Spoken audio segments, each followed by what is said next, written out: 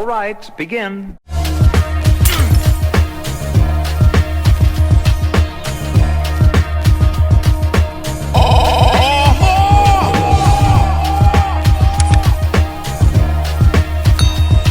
What's going on, YouTube, and welcome back to the channel. I hope you guys woke up happy and healthy this morning. That's the most important thing. So before we go any further, I want you guys to do me a favor and hit that like button and hit that share button. Let's go ahead and push this video through the algorithm so we can get this channel to where it needs to be. Now, with that said, let's go ahead and talk about Wendy Williams. Now, it appears that Wendy is looking very sickly and frail these days. Now, most of us are privy to the history of Wendy Williams' health issues and also her issues with drugs and addiction. Well, this past Thursday, the Wendy Williams show announced on Instagram that Wendy was canceling promotional events for her show due to ongoing health issues. So let's read what they actually said.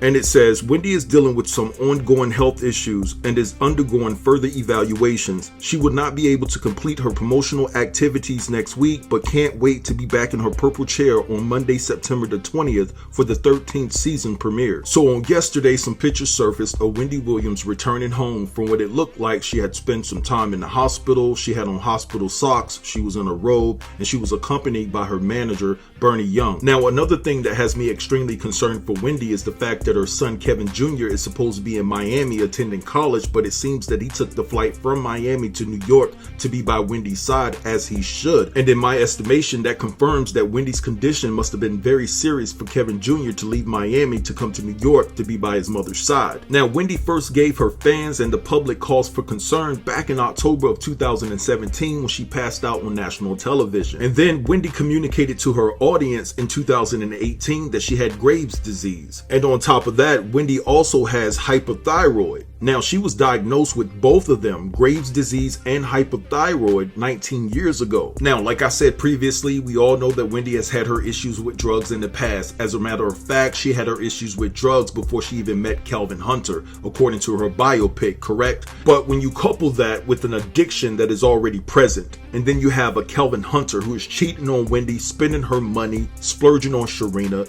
getting Sharina pregnant and things like that, I'm pretty sure that it propelled Wendy to indulge in drugs and alcohol more. Now, ultimately, this led Wendy to have to stay overnight at a private facility ran by the Pure Recovery Network in Long Island City, New York. So Wendy wasn't even going to her own crib after work. She was reporting to this sober living facility to try to kick the habit. Now, this was during the time when Wendy hired a private investigator back in 2018 and uncovered that Calvin was actually cheating on her. And I don't know if you guys remember, there was a confrontation between Wendy and Calvin where Wendy came out of the confrontation with a fractured shoulder. Now, let me say this. I'm pretty sure that Wendy was on various amounts of medication due to the illnesses that she was diagnosed with, but you can't take those medications and then chase it down with alcohol. That's a very dangerous cocktail. So when you have a Wendy who's already in a deep, dark depression, who's taking a combination of pills, alcohol, and she's also dabbing in that flour just a tad bit, and those who've been following me for quite some time,